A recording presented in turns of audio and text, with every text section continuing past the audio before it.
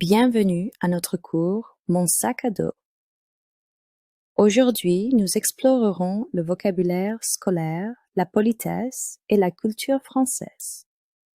Vous apprendrez à décrire des objets, à exprimer votre gratitude, à exprimer votre appartenance et bien plus encore. Commençons ce voyage passionnant à travers la langue et la culture française. Aujourd'hui, nous apprenons à identifier et à décrire les objets de notre cartable. Un sac à dos contient tous les objets scolaires essentiels pour une journée d'école réussie. Découvrons ensemble les éléments indispensables. Un cahier pour écrire, un stylo pour dessiner, une trousse colorée et un livre captivant. Chaque objet a sa place et son importance dans notre quotidien scolaire. Nous utiliserons l'adjectif de couleur pour les décrire, par exemple, le stylo bleu ou la trousse rouge. Entraînez-vous à la prononciation et veillez à utiliser les bons articles. Le, les. Ce vocabulaire est essentiel pour les conversations de tous les jours en français.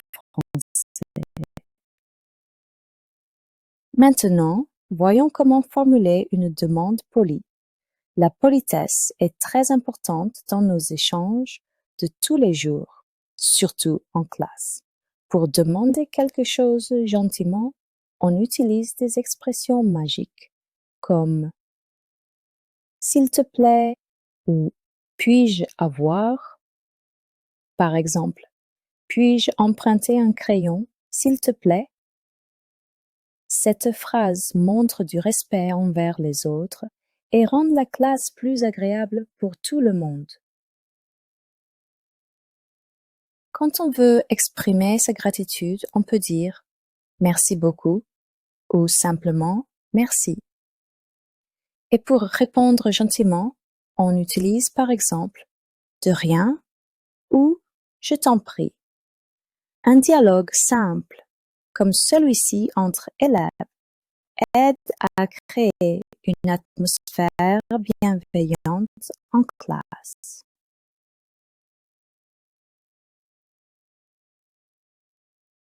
Pour exprimer son appartenance, on utilise la structure suivante. C'est ma messe, par exemple, c'est mon cahier ou ce sont mes crayons. Il est également important d'apprendre à poser des questions sur l'appartenance. Par exemple, à qui est ce sac?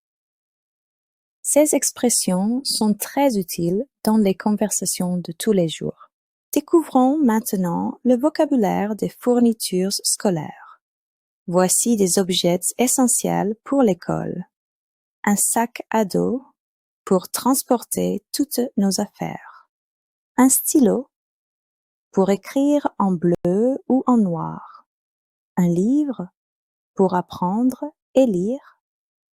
Un cahier pour écrire nos leçons. Une trousse pour ranger nos crayons. Et enfin, une règle pour tracer des lignes droites. Ces fournitures nous aident chaque jour à bien travailler en classe. Nous allons apprendre à conjuguer les verbes du premier groupe au présent. Les verbes du premier groupe se terminent par «er», comme le verbe parler. On enlève la terminaison «er» et on ajoute les terminaisons du présent. Je parle, tu parles, il. Elle parle, nous parlons, vous parlez, il. Elle parle. C'est très simple. Radical plus terminaison. Par exemple, avec parler, on dit « je parle français » ou « nous parlons avec nos amis ».